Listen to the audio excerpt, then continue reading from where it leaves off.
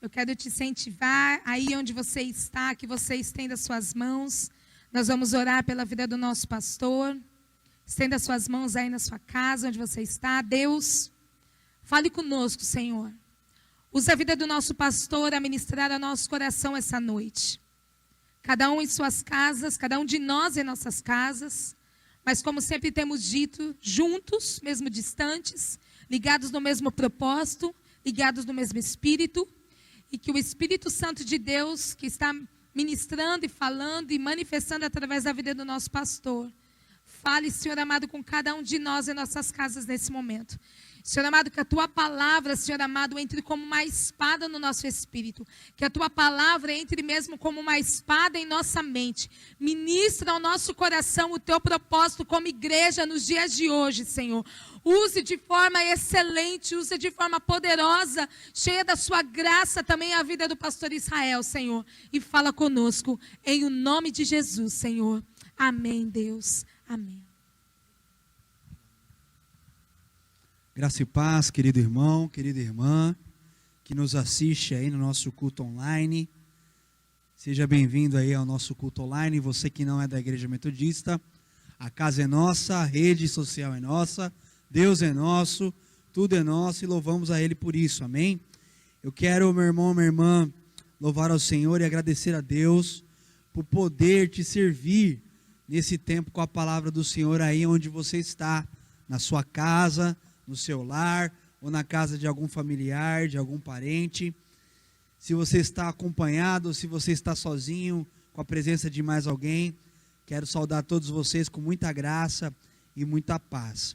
Nós temos vivido esse tempo de isolamento social, de quarentena, um tempo que tem sido bem difícil para nós, porém, Deus tem cuidado de nós. Eu espero que você esteja bem, que a sua saúde esteja bem, espero que você esteja debaixo do cuidado do Senhor, e assim também desfrutando da graça, do poder e da unção desse Deus que está em nós como igreja, amém? Nós estamos distantes, presencialmente distantes, mas estamos juntos, no mesmo propósito, no mesmo ideal, sendo a mesma igreja, uma igreja de um só Deus, um só Senhor, e um só Espírito, e uma só fé, amém? Como nós temos dito já no decorrer dos cultos, nós temos trago uma palavra de acordo com a nossa temática do ano, que é bem-aventurados.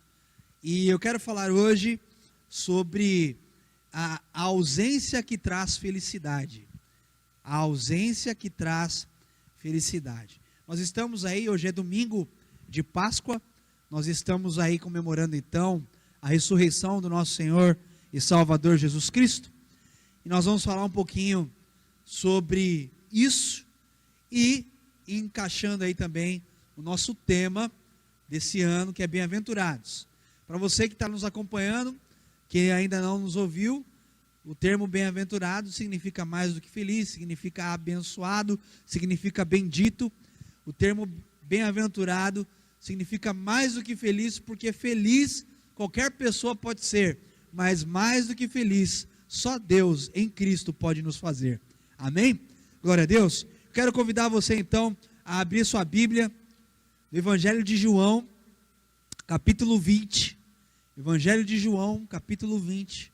Nós vamos ler apenas 2 versículos, o versículo de número 19 e o versículo de número 20. Evangelho de João, versículo 20, o verso 19 e o verso 20, que diz assim: Ao cair da tarde daquele dia, o primeiro da semana, trancados as portas da casa, onde estavam os discípulos, com medo dos judeus, veio, porém, Jesus, pôs-se no meio deles e disse-lhes: Paz seja convosco. E dizendo isso, lhe mostrou as mãos e o lado. Alegraram-se, portanto, os discípulos ao verem o Senhor. Eu quero novamente ler esse versículo, esses 2 versículos, e quero convidar a você que está na sua casa, independente da versão que você estiver lendo, a ler comigo, se você está com a sua Bíblia ou com o seu celular, independente de onde esteja a leitura da palavra, eu quero que você leia comigo novamente esses 2 versículos. Vamos lá? Ao cair da tarde daquele dia, o primeiro da semana, trancadas as portas da casa, estavam os discípulos com medo dos judeus. Veio Jesus, pôs-se no meio deles e disse-lhes: paz seja convosco. E dizendo isso, lhe mostrou as mãos e o lado. E alegraram-se, portanto, os discípulos ao verem o Senhor. Que Deus abençoe a sua palavra, a palavra que já é abençoada, já é bendita, e que Ele nos abençoe com essa palavra. Amém? Mais do que já somos. Então nós vamos falar hoje o tema: a ausência que traz felicidade. A ausência que traz felicidade. E atire aí a primeira pedra, meu querido e minha querida, quem nunca pensou, quem nunca falou: eu era feliz e não sabia. Ou quem nunca disse: e naquela época ou naquele tempo é que a gente era feliz. Quem é que nunca disse, quem é que nunca pensou: eu era feliz e não sabia? Ou quem é que diz e nunca pensou: naquela época, naquele tempo, lá a gente era feliz, ô tempo bom. Meu irmão, minha irmã, eu acredito que quase todos, se para não dizer todos, quase todos, já pensaram isso, ou já disseram isso. Sabe, meu irmão, minha irmã, mas eu não sei se você parou para perceber, ou para analisar quando a gente fala isso. Não sei se você já parou para perceber que quando a gente diz isso, lá naquele tempo eu era feliz, ou era feliz e não sabia. E eu lembro que tem até uma música que fala assim, né, uma música popular brasileira: eu era feliz sem saber, né? Então, meu querido, preste atenção, quando nós dizemos isso, ou quando nós pensamos isso, parece que a saudade de lá do passado é uma baita ingratidão com o nosso presente. Já passou isso na sua cabeça? Já pensou nisso? Quando nós dizemos isso: eu era feliz e não sabia, ou naquele tempo, naquela época eu era feliz, parece que quando a gente diz isso, é uma baita ingratidão com o tempo que a gente está vivendo hoje. Sem perceber, parece que a gente está com aquela saudade imensa, aquele saudosismo imenso do passado, e aí representando uma ingratidão com o que a gente vive hoje. Naquele tempo, naquela época era boa, hoje não é. Eu era feliz e não sabia. Por quê? Porque hoje eu não sou. Então, meu irmão, minha irmã, porque temos pensamentos como esses e falas como essas, é porque a gente sente a dor da ausência. Quando falamos isso: eu era feliz e não sabia, lá naquele tempo, naquela época eu era feliz, é porque passa em nós, na nossa mente e no nosso coração, a dor da ausência. E aí, meu irmão, minha irmã, é porque sentimos a dor da ausência que nós dizemos isso. E a ausência nada mais é do que o afastamento. A ausência nada mais é do que a falta de lugares, a falta de pessoas, a falta de situações e etc. Então, meu irmão, minha irmã, quando nós dizemos: naquela época era boa, ou eu era feliz e não sabia, é porque nós passamos pela dor da ausência. E no texto lido, talvez você me pergunte: mas o que isso tem a ver com o texto que foi lido?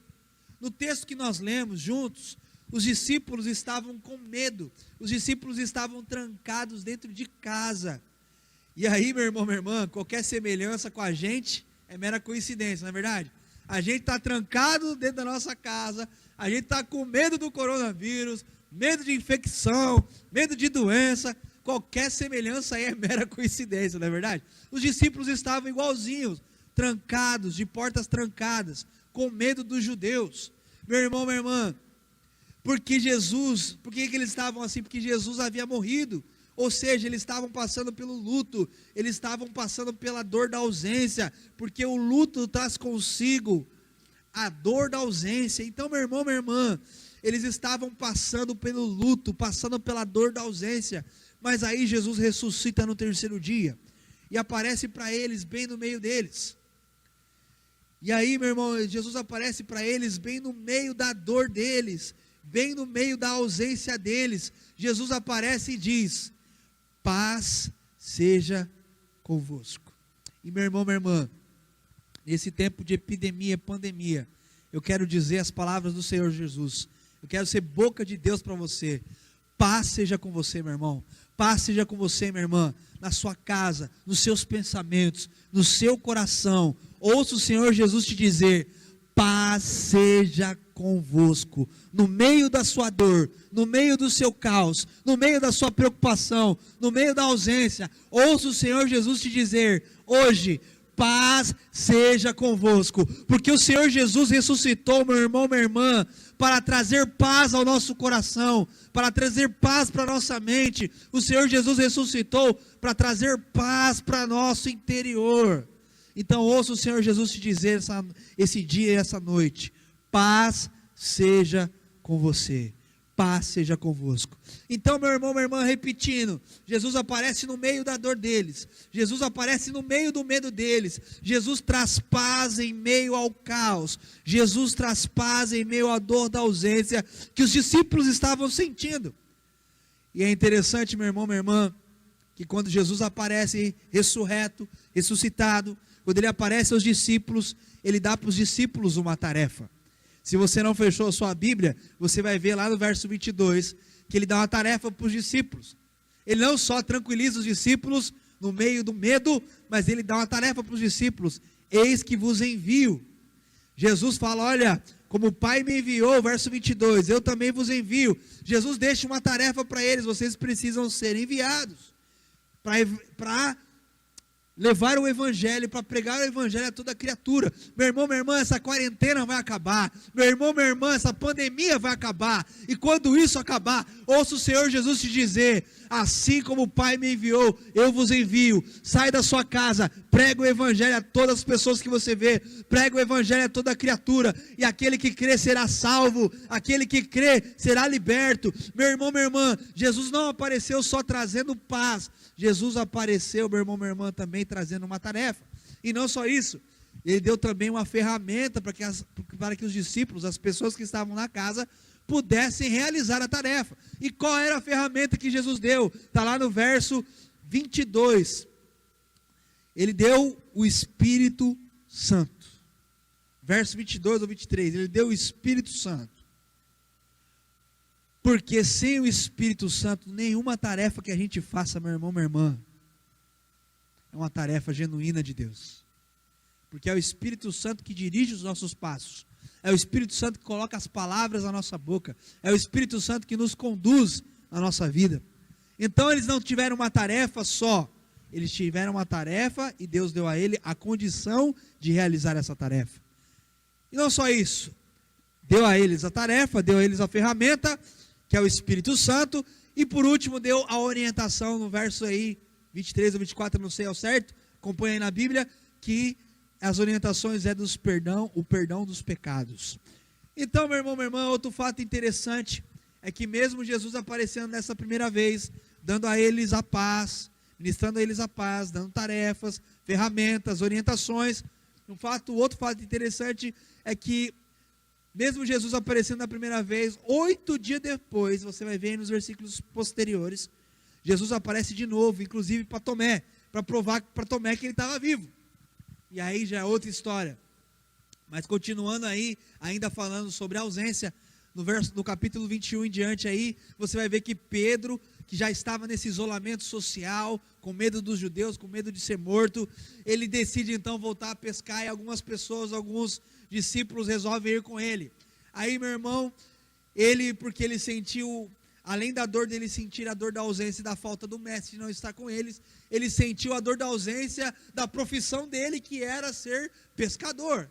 Então ele volta dessa dor da ausência, ele sentiu a falta. Talvez ele pensou assim: quando eu era pescador, ali eu era feliz. Naquele tempo que eu era pescador, não tinha nenhum judeu atrás de mim querendo me crucificar, não tinha ninguém me perseguindo. Aí veio aquele saudosismo do passado, e a ingratidão de ser um discípulo que deixou de ser pescador de peixe para ser pescador de vidas, e aí ele lembrou de novo: eu era feliz e não sabia. Ele decide pescar. E aí os outros olham assim: já que ninguém está fazendo nada, está todo mundo em isolamento social, vamos pescar. Meu irmão, minha irmã, então eles vão pescar. E aí, meu irmão, minha irmã, Pedro, que já estava nesse isolamento, como eu disse, há um tempo, sentiu a dor da ausência do mestre, sentiu também a dor da ausência do que ele mais fazia antes de Jesus chamá-lo para pescar homens. Ele sentiu a dor da ausência da sua antiga profissão, que era pescar peixes. Por quê? Porque a dor da ausência, meu irmão, minha irmã, nos faz olhar para o passado. E nos faz sentir falta daquilo que já foi, daquilo que já fez, daquilo que já aconteceu. E aí talvez você me pergunta, pastor, mas o tema da ministração é a ausência que nos traz felicidade. E o senhor está falando que a ausência está trazendo o passado. Por isso, meu irmão, é isso que eu quero dizer para você, minha irmã. Preste bem atenção, a ausência pode se tornar destrutiva. A ausência pode se tornar destrutiva. Quando? Quando a ausência é destrutiva? Quando nós ficamos presos ao passado, quando nós ficamos presos ao que aconteceu, porque, meu irmão, minha irmã, o que passou, passou. Lembrando, meu irmão, minha irmã, que depressão, o que é a depressão? Depressão é o excesso do passado, assim como o estresse é o excesso do presente, e assim como a ansiedade é o excesso do futuro. Depressão é o excesso de passado. Então, quanto mais saudosismo do passado, quanto mais ausência do passado, quanto mais dor do passado nos alcançar, mais depressivo nós seremos.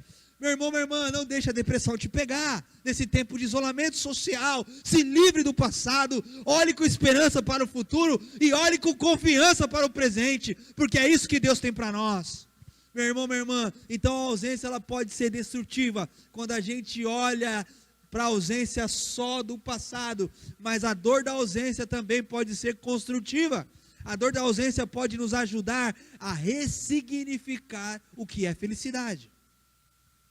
E aí eu quero que você preste bem atenção, me preste a sua atenção nesse tempo, nessa hora da mensagem, porque eu quero dizer algo para você, porque toda vez que a gente perde alguma coisa na nossa vida, ou seja, toda vez que nós sofremos a dor da ausência, a dor da perda, para não sentirmos mais essa dor que passamos, que vivemos, a gente passa a valorizar, a gente passa a se contentar, a gente passa a ser feliz com o que a gente tem. Eu falo por mim mesmo, preste bem atenção, eu perdi meu pai no dia 4 de dezembro de 2018, e hoje eu valorizo muito mais as pessoas, porque a dor da ausência dele na minha vida me fez valorizar mais a minha mãe, me fez valorizar mais a minha esposa, me fez valorizar mais minha filha e as pessoas que estão à minha volta. A dor da ausência me fez perceber que o que eu tenho me faz ser feliz. Está compreendendo isso, meu irmão? Está compreendendo isso, minha irmã? Preste bem atenção, quero que você me dê a sua atenção, me preste a sua atenção aqui nessa hora. Sabe por quê, meu irmão, minha irmã?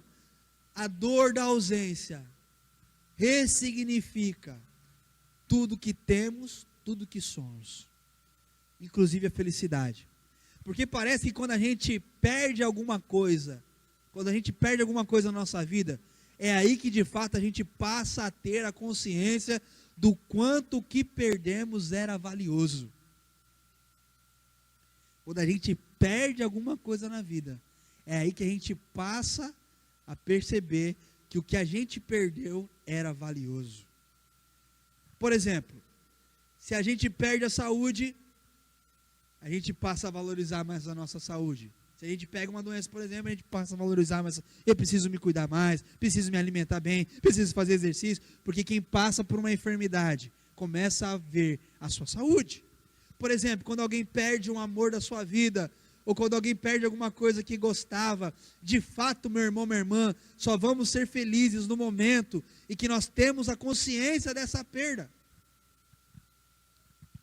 Eu lembro uma vez que eu fui roubado de um relógio que eu gostava muito, e eu paguei caríssimo nesse relógio, e aí eu fui roubado. Na época acontecia muito assalto de tênis, quem é mais antigo vai lembrar disso, acontecia muito assalto de tênis, assalto de relógio.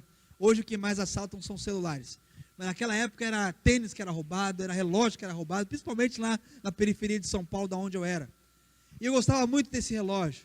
Meu irmão, minha irmã, depois que eu fui roubado desse relógio, rapaz, mas eu comecei a valorizar relógio como você nunca imagina. Hoje, por causa que o Senhor foi ministrando isso no meu coração, eu desapeguei um pouco, mas eu gostava muito de relógio, muito. Você vê que hoje nem relógio eu tenho mais, mas era uma coisa que eu sempre gostei, igual tênis. Meu irmão, minha irmã, então, independente do que a gente gosta, se é uma coisa de valor ou não, se é uma pessoa ou não, quando a gente perde algo, a gente passa a ter valor, a dar valor às coisas. Mas a gente às vezes só dá valor quando perde, não é verdade? Já parou para perceber isso? Então, meu irmão, minha irmã, a gente passa a dar valor só quando a ausência vem. Então, meu querido, preste bem atenção. Tem gente que não consegue ser feliz porque nunca sentiu falta de nada. Tem gente que não consegue ser feliz porque nunca passou pela dor da ausência. Tem pessoas que nunca sentiram a ausência de nada, nunca sentiram a falta de nada.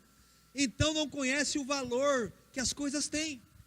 Não dão valor às coisas, ao que tem, ao que é. Então, meu irmão, minha irmã, por exemplo, uma pessoa que nasceu milionária e nunca faltou nada na vida dela, pode ser uma pessoa milionária e infeliz, porque nunca passou por falta, nunca passou por ausência nenhuma. Meu irmão, minha irmã, agora uma pessoa que não tinha nem trabalho, que não tinha nem comida, que não tinha nem dinheiro, quando passa a ter um trabalho, quando passa a ter comida, quando passa a ter dinheiro, passa a dar valor a essas coisas, passa a entender o significado dessas coisas. Sabe, meu irmão, minha irmã, e às vezes pessoas que não são milionárias passam a ser mais felizes que muitos milionários, porque aprenderam a dar valor à vida, aprenderam a dar valor a Deus, aprenderam a dar valor a si mesmo, aprenderam a dar valor a tudo aquilo que Deus lhe concede, porque passaram pela ausência, passaram pela dor da ausência. Então, meu irmão, minha irmã, nesse tempo que a gente está passando de quarentena, nesse tempo de Páscoa, eu entendi que existem 3 ausências que estão presentes e que têm ressignificado a felicidade de muita gente. E eu quero compartilhar com você para nós avançarmos. 3 ausências que têm ressignificado a felicidade de muita gente nesse tempo de pandemia e nesse tempo de Páscoa. Primeiro,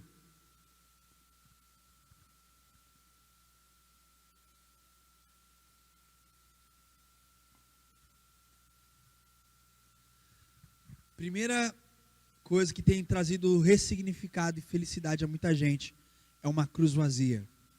Eu quero que você abra sua Bíblia comigo em Gálatas capítulo 2, verso 19 ao verso 20. Na verdade, eu vou ler só o verso 19 agora. No ponto 1, uma cruz vazia. Gálatas 2, verso 19. Diz assim: porque mediante a própria lei, palavras de Paulo, morri para a lei, a fim de viver para Deus. Já estou crucificado com Cristo.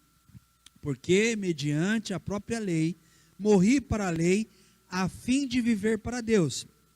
Já estou crucificado com Cristo. Então, na sexta-feira que passou, que a gente chama de sexta-feira da paixão, nós comemoramos a morte de Jesus. Mas, meu irmão, minha irmã, preste atenção, não existe mais uma cruz física que prenda Jesus. Não existe mais uma cruz visível que prenda Jesus.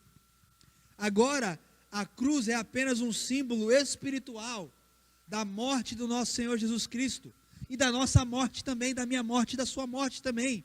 Quando nós olhamos para a cruz, nós não podemos só lembrar da morte de Jesus, não. Quando nós olhamos para a cruz, nós temos que lembrar também da nossa morte. Preste bem atenção, meu irmão, minha irmã. Quando olhamos para a cruz não é só o símbolo do cristianismo, não. A cruz é o símbolo de Cristo e é o símbolo do cristão também. É o meio e o seu símbolo. Porque existe uma cruz para nós também. Preste atenção, meu irmão, minha irmã. A cruz, ela passou a ser um símbolo espiritual da morte do nosso Senhor Jesus Cristo e da nossa morte também. Porque a cruz de Cristo não só é substitutiva, ela não só substituiu, Jesus não só morreu no nosso lugar, a cruz também é inclusiva, há uma morte para nós também. Meu irmão, minha irmã, por quê, pastor? Porque a nossa felicidade, a minha felicidade, a sua felicidade, a felicidade de cada cristão, consiste em quê? Em que Ele nos incluiu na sua morte, para nos incluir também na sua ressurreição. Porque quem não passa pela morte, não vai ressuscitar, meu irmão. A ressurreição é só para quem morre. Então a cruz para nós também. E ao contrário do que a gente pensa, a cruz não é o seu irmão, a cruz não é a sua esposa, o seu esposo. A nossa cruz tem nome, não é o nome de terceiros. A nossa cruz tem o nosso nome. A minha cruz se chama Israel. Então, meu irmão, minha irmã, a nossa felicidade consiste em que Jesus nos incluiu na sua morte. Lucas capítulo 9, verso 23, antes de Jesus morrer na cruz, ele chamou os discípulos e falou: olha, se vocês querem me seguir, neguem-se a si mesmo, morram para si mesmo, tome a cruz de vocês e sigam-me. Meu irmão, minha irmã, a cruz ainda estava muito para frente, mas ele já chamou os discípulos e deixou bem claro para eles: também tem uma cruz para vocês. Sabe, meu irmão, minha irmã, na vida de um cristão, de uma cristã, a cruz não pode estar ausente. Repita comigo isso aí na sua casa. Na vida de um cristão, a cruz não pode estar ausente. Vamos dizer isso de novo? Na vida de um cristão, a cruz não pode estar ausente. E aí nós lembramos daquele bom e velho hino, muito bonito, que diz assim: se eu amo a mensagem da cruz, até morrer eu a vou proclamar, levarei eu também minha cruz, é por uma coroa trocar. Meu irmão, minha irmã, Jesus foi morto numa cruz, mas ele não está mais pendurado naquela cruz, ele não está sendo velado naquela cruz, porque aquela cruz está vazia. E se essa cruz está vazia, é porque a cruz vazia é o convite para a felicidade de cada cristão. A cruz vazia nos convida a ir para ela, a se crucificar nela com Cristo e a morrer junto com Cristo, meu irmão, minha irmã. Então, quando nós olhamos uma cruz vazia, é um convite para nós também irmos para ela. Porque, meu irmão, minha irmã, cada cristão só pode pregar aquilo que ele já foi pregado. Então chegou a hora de nós sermos pregados numa cruz, para pregar a morte de Jesus, e não só a morte, mas a ressurreição dele, em nome de Jesus. Então, meu irmão, minha irmã, a cruz vazia é um convite de felicidade, porque temos que ir para ela, se crucificar nela junto com Cristo, e morrer. Aí talvez você me pergunte: pastor, mas eu tenho que morrer para quê? Jesus já morreu, para mim eu não preciso morrer. E é aí que a gente se engana. Nós temos que morrer para o nosso ego, temos que morrer para o pecado, temos que morrer para os nossos achismos, temos que morrer para o egoísmo, temos que morrer para a nossa carne.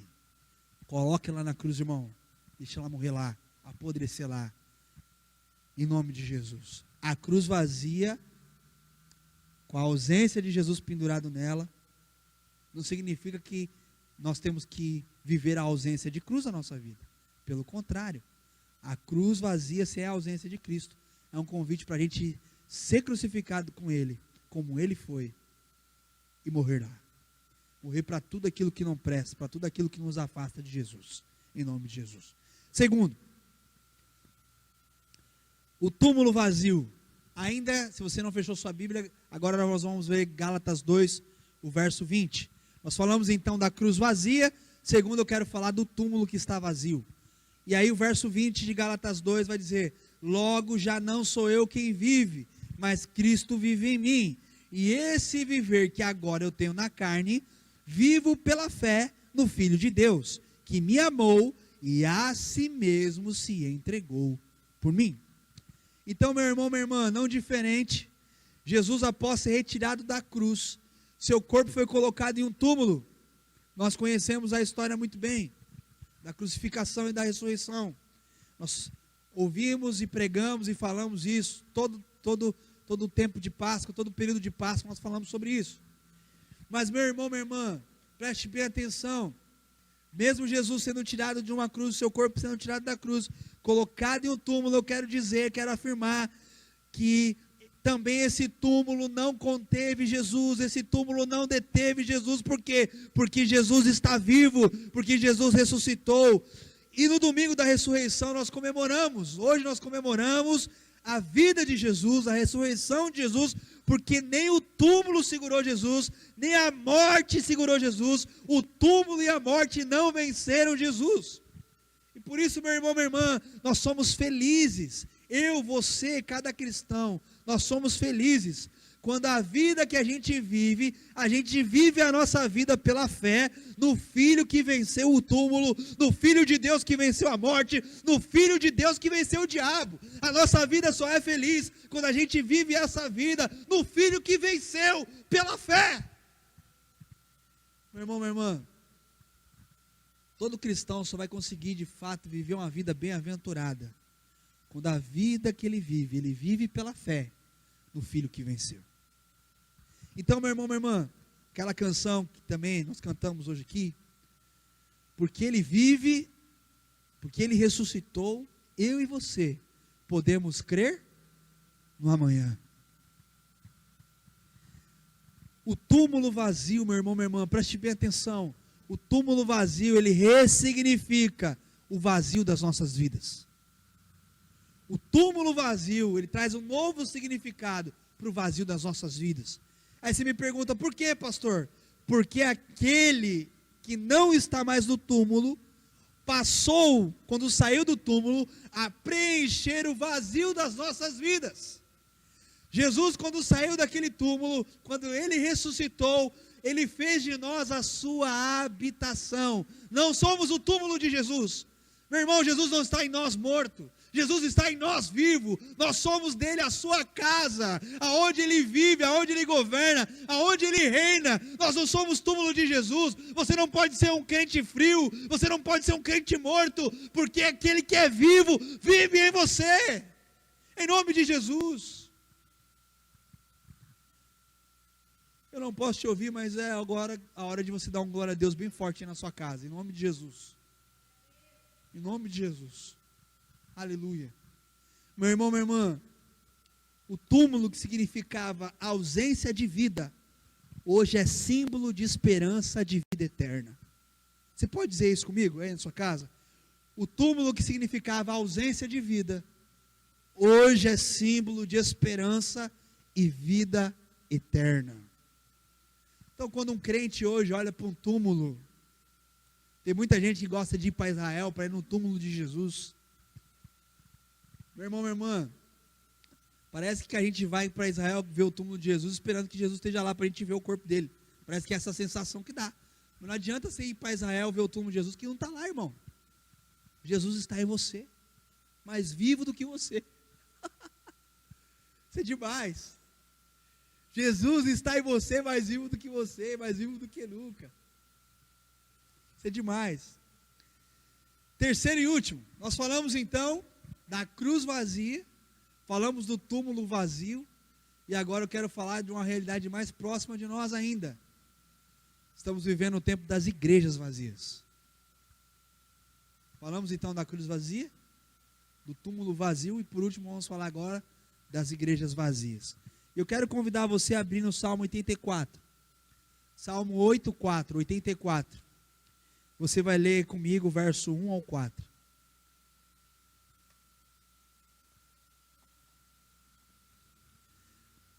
Salmo de número 84, verso 1 ao 4 diz assim: Quão amáveis são os teus tabernáculos, Senhor dos exércitos. A minha alma suspira e desfalece pelos átrios do Senhor. O meu coração e a minha carne exultam pelo Deus vivo. O pardal encontrou casa e a andorinha ninho para si, onde acolha seus filhotes. E eu, os teus altares, Senhor dos exércitos, Rei meu e Deus meu. Bem-aventurado, verso 4, bem-aventurados que habitam em tua casa, porque louvam-te perpetuamente, te louvam eternamente. Sabe, meu irmão, minha irmã, falando nesse tópico de igrejas vazias, e lendo esse salmo, que foi escrito pelos filhos de Coré, fica claro nesse salmo, que o povo passava por uma saudade, por uma dor da ausência, de não estar no templo, por causa do exílio. Eles não estavam no templo, eles não podiam ir ao templo adorar, não podiam ir ao templo, buscar ao Senhor, fazer sacrifícios naquela época. E aí o salmista, os filhos de Corá, escreve esse salmo com esse tema de saudade de estar na casa do Senhor. E nos versículos posteriores você vai ver que ele escreve que mais vale um dia na casa do Senhor do que 1000 em qualquer lugar, e outro lugar no exílio. E aí você vai ver que o salmista está escrevendo isso com saudade do templo, da igreja. Meu irmão, minha irmã, e aí o salmista ele escreve que ele está com inveja até do pardal e da andorinha, porque o pardal e a andorinha podiam ir para o templo, fazer ninho no pátio do templo, ficar com os filhotes lá no templo. Talvez ele lembre quando ele foi no templo alguma vez e viu lá a andorinha, o pardal e o ninho. Às vezes quando a gente vem aqui para a igreja, é como a gente entra, às vezes eu vejo que tem pomba no forro, eu vejo que tem pomba em cima do telhado, e aí quando ele escreve esse salmo, eu fico imaginando como se fosse eu, lembrando de que agora eu não posso mais vir para a igreja, por causa da quarentena, da pandemia, e aí é como se eu escrevesse poeticamente, igreja metodista de Praia Grande, que saudade de estar adorando, até a pomba colocou o seu ninho lá, mas eu não posso estar lá. Era mais ou menos isso que o salmista estava querendo dizer. O pardal tem a casa, encontrou a casa dele no templo, colocou o ninho dele lá, mas eu não posso ir, estou no exílio. Meu irmão, minha irmã, o salmista colocou de uma forma poética no salmo, que até o pardal e a andorinha a qualquer momento podia ter acesso livre àquele templo que ele ia adorar, aquele templo que ele ia buscar. Mas hoje, meu irmão, minha irmã, devido a essa pandemia, a gente se encontra com as nossas igrejas vazias, com nossos templos vazios, com as nossas reuniões online, nossos cultos online, mas nosso contato uns com os outros está offline, porque estamos distantes uns dos outros. Meu irmão, minha irmã, mas nesse tempo de epidemia, de pandemia, de isolamento, há quem diga que os tempos de distanciamento físico, os tempos que nós estamos vivendo, são tempos de distanciamento físico, mas não de isolamento social. Há pessoas que estão dizendo isso, olha, nós estamos distantes fisicamente, mas não estamos isolados socialmente, porque a internet nos aproxima, as redes sociais nos aproximam. Há pessoas afirmando que o virtual não é oposto do real. Virtual só é oposto do presencial, mas virtual não é oposto do real. Esse culto ele está acontecendo, embora de maneira virtual, online, ele é um culto de verdade. A gente não pode brincar de ser crente. Meu irmão, muitas pessoas na China, em países que não podem ter igreja, se reúnem assim, por Skype, pelas redes sociais, porque são proibidos, são perseguidos se abrirem a casa para fazer culto a Deus. E eles não brincam, eles levam a sério isso. E nós temos esse tempo, e de fato eu concordo com essa afirmação. A igreja está vazia, mas o ambiente virtual não é oposto de real. O ambiente virtual é só o oposto de presencial. Nós não estamos presentes, mas é real. O mesmo Deus que está aqui, está aí. Mesmo a igreja estando ausente, mesmo a igreja estando vazia.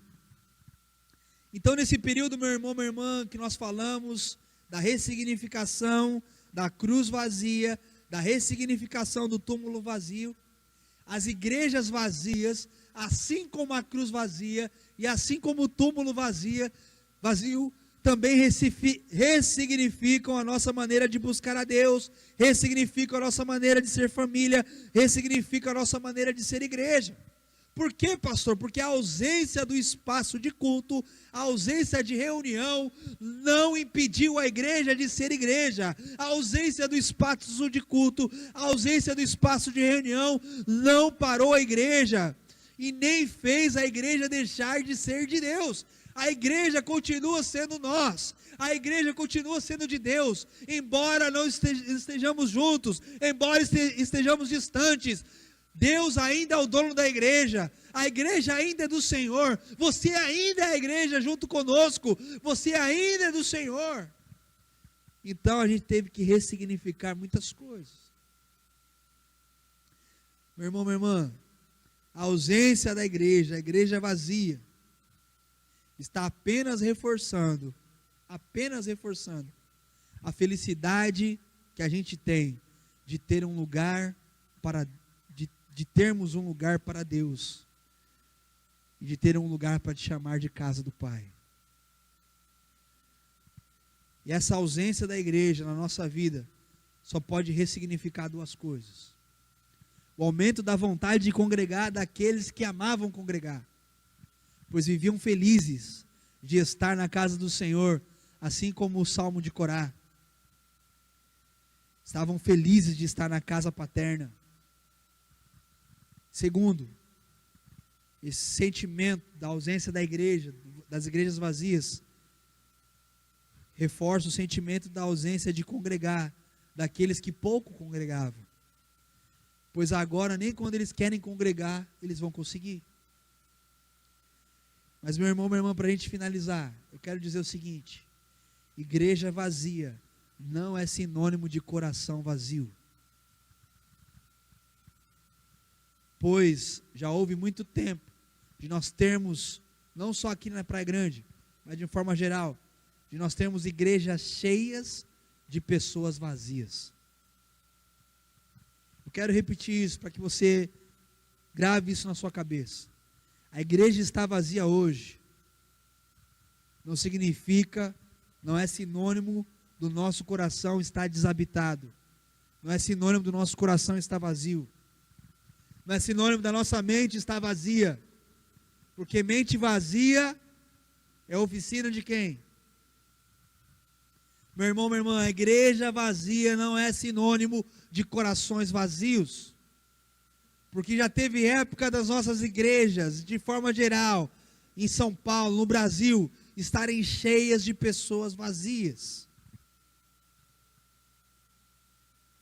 E aí eu quero concluir, de fato agora dizendo, e repetindo, assim como a cruz está vazia, assim como o túmulo está vazio, há mais de 2000 anos, e assim como hoje as igrejas estão vazias, Cristo ainda está vivo, e o único lugar que Ele não pode estar ausente, o único lugar que Cristo não pode estar ausente, é em nosso coração.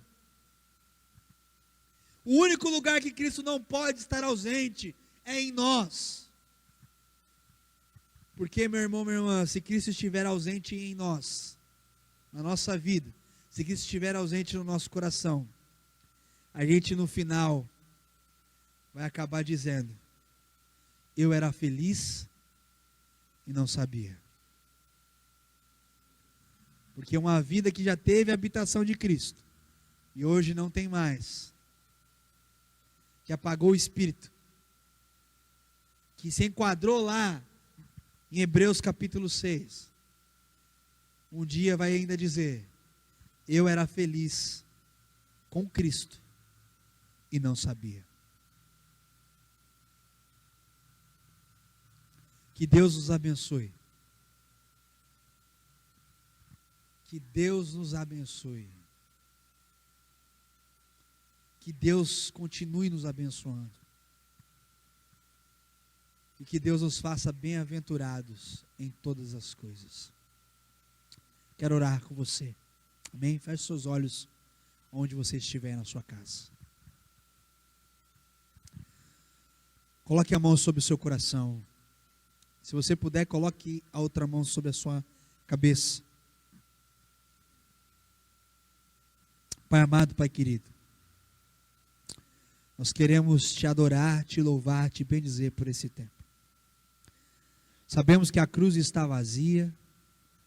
Sabemos, ó Deus, que o túmulo está vazio. Ó Deus, talvez ao olharmos a cruz, com o Senhor nela pendurado, possa ser sinônimo de derrota, mas a cruz vazia é sinônimo de vitória. Talvez ao olharmos o túmulo, ó Pai, com o Senhor nele, ao refletirmos nisso, seja sinônimo de derrota, mas ao olharmos o túmulo vazio, é sinônimo de esperança. Pai, eu não tenho dúvida que ao olharmos as igrejas vazias hoje, como essa aqui, Pai, está, com poucas pessoas apenas fazendo essa gravação, mas com a ausência de vários irmãos, diversos irmãos, nós possamos olhar e crer que não é o fim, mas que as nossas vidas não estejam vazias, que as nossas vidas não estejam ausentes do Senhor, nem ausentes da sua presença, nem ausentes da sua graça, porque a sua vida em nós, como nós cantamos, ó Pai, que traz plenitude, como nós cantamos, ó Pai, quem tem ao Senhor tem tudo, porque é o Senhor em nós que é a esperança da glória, é o Senhor em nós que é a plenitude da graça de Deus, que traz contentamento, alegria, paz, e que meio às ausências que acontecem na nossa vida, a gente possa enxergar para o Senhor, e como John Wesley disse, dizer que o melhor de tudo é que o Senhor está conosco. Pai, que o Senhor venha povoar o nosso coração, o Senhor venha povoar a nossa mente com a sua presença, com a sua unção, com a sua graça, nesse tempo de medo, nesse tempo de casas fechadas, nesse tempo de pandemia, epidemia, o Deus de distanciamento social, nós possamos estar conectados, em comunhão com o Senhor. E eu creio, Senhor, que dentro de breve, essa comunhão que está só entre 2 ou 3, será maior do que nunca. Em nome de Jesus. Amém. Meu irmão, minha irmã, eu quero convidar você nesse tempo, a levantar as suas mãos para os céus, para a gente fazer a nossa declaração de fé, como nós fazíamos de costume aqui, na nossa igreja, amém?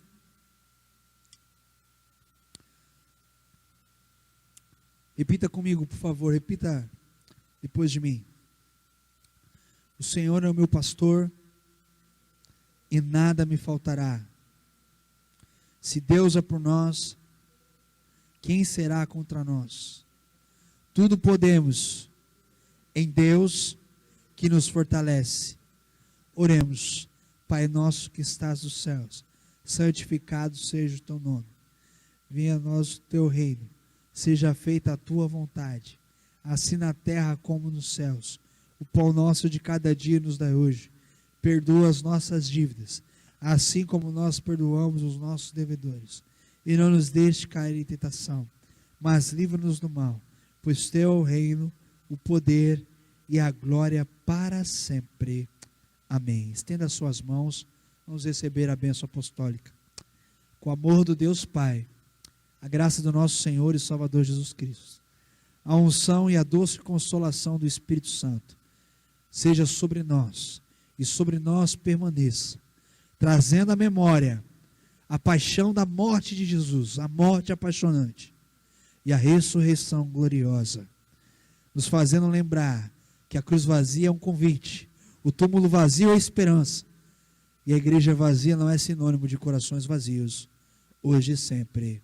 Amém, amém, amém. Deus abençoe. Não se esqueça que na quinta-feira nós teremos o nosso culto da fé, também online, às 20 horas. Deus seja contigo.